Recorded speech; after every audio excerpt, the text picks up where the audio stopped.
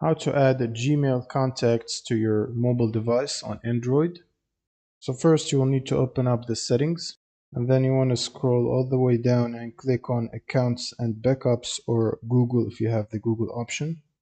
Now click on your Google account and then click on Manage Accounts on this device, and make sure Auto Sync Data is enabled, and then click on Google.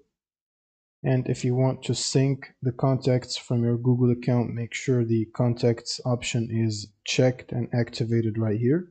Then you can press the refresh button next to it to refresh the sync. And once you do that, you will need to open up the Contacts application. You can search for Contacts and open it up from here. And if you open up the Contacts, you should have your contacts synced from your Google account.